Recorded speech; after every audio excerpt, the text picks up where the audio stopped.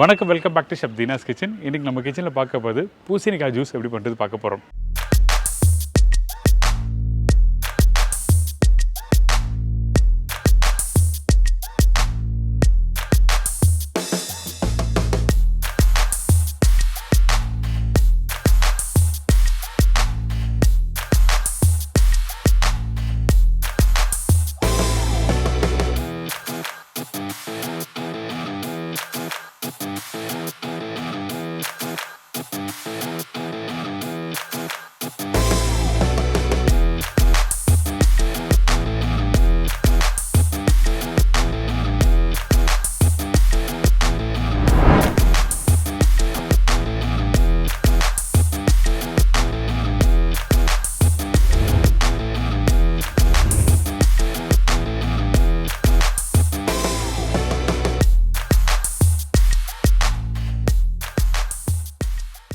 இந்த வெள்ளை பூசணிக்காய் ஜூஸில் நிறைய பலன் இருக்குது.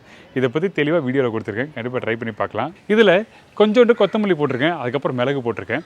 இந்த மிளகு எதுக்குன்னா அந்த பஞ்ச் எடுத்து கொடுக்கும், கொஞ்சம் லைட்டாக காரம் ரொம்ப தெரியாது, லைட்டாக ஒரு மைல்டான ஒரு காரம் தெரியும். அதுக்கப்புறம் இந்த கொத்தமல்லி எதுக்கான ரெஃப்ரெஷ் பண்ணும்.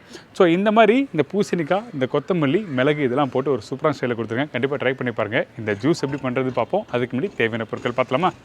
வெள்ளை பூசணிக்காய் 1/2 கிலோ, கொத்தமல்லி சிறிதளவு, இனிப்பு தன்மைக்கு தேவையான அளவு, மிளகு 6லேருந்து 8 நம்பர். இதாங்க இந்த ப்ரிப்பரேஷன் தேவையான பொருட்கள். இன்றைக்கி நம்ம பார்க்க போகிறது வெள்ளை பூசணிக்காய் ஜூஸ் ஒன்று. பார்த்தீங்களா, எதுக்காக இந்த வெள்ளை பூசணிக்காய் ஜூஸ் நீங்கள் பண்ணுறதுன்னா காரணம் இருக்குது. இன்றைக்கி இருக்க பிரச்சனையில் கண்டிப்பாக இந்த மாதிரி ஒரு வெஜிடபிள்ஸில் ஜூஸ் சாப்பிட்றது ரொம்ப நல்லது உடம்புக்கு. இந்த ஜூஸ் சாப்பிட்டா இது மட்டும் தான் சரியாகும், அதாவது ஒரு பலன் கொடுக்கும் அப்படின்னு சொல்கிறதுலாம் இல்லை. ஏகப்பட்ட பலன் உள்ள ஒரு காயில் இந்த ஜூஸை எப்படி பண்ணுறது பார்க்க போகிறோம். அதுக்கு முன்னாடி எனக்கு தெரிஞ்ச விஷயம் நான் உங்கள்கிட்ட ஷேர் பண்ணுறேன்.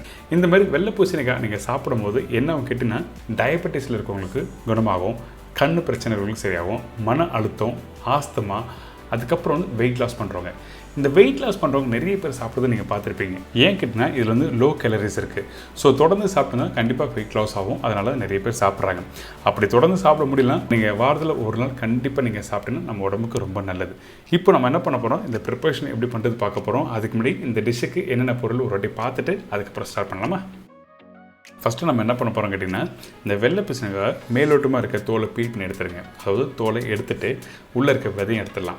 சில பேர் விதை போட்டு ஜூஸ் பண்ணுவாங்க, ஆனால் சாப்பிட்றதுக்கு கொஞ்சம் கஷ்டமாக இருக்கும். அதனால் நம்ம என்ன பண்ணுறோம், உள்ளே இருக்க விதையை எடுத்துகிட்டு அதுக்கப்புறம் ரஃப்பாக கட் பண்ணிவிட்டு மிக்ஸி ஜாரில் போட்டு பிளெண்ட் பண்ண போகிறோம்.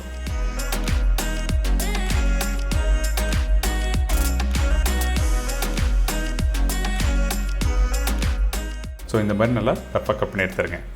இதுக்கப்புறம் கொத்தமல்லி இதில் யூஸ் பண்ணுறேன்.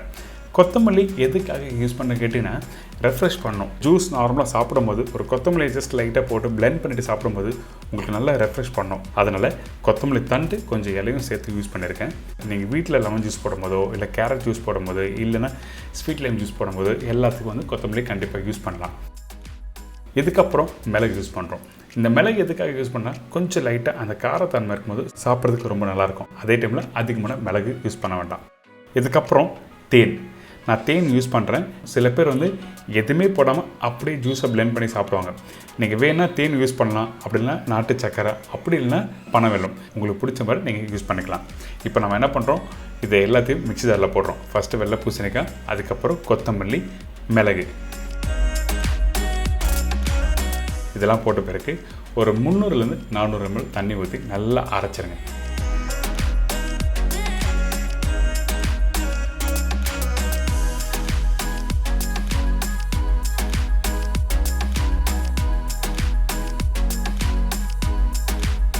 அரைச்சி முடித்த பிறகு இந்த மாதிரி ஸ்ட்ரெயின் பண்ண ஆரம்பிக்கணும்.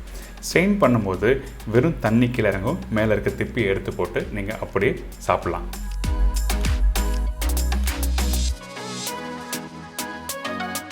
சில பேர் அந்த ஜூஸை அப்படியே கரைச்சி அப்படியே குடிப்பாங்க, ஆனால் நம்மளுக்கு சாப்பிட்றதுக்கு ஃபஸ்ட் டைம் சாப்பிடும்போது பிடிக்காது. அதனால தான் நான் ஸ்ட்ரெயின் பண்ணி காமிச்சிருக்கேன். உங்களுக்கு வேணும்னா நீங்கள் அப்படியே சாப்பிட்லாம், தவறு எதுவுமே இல்லை. தேவையான அளவுக்கு தேனும் இதில் போட்டு நல்லா மிக்ஸ் பண்ணிவிட்டு எடுத்து சர்வ் பண்ணால் ஒரு சூப்பரான ஒரு ஹெல்த்தியான இந்த வெள்ளை பூசணிக்காய் ஜூஸ் ரெடி.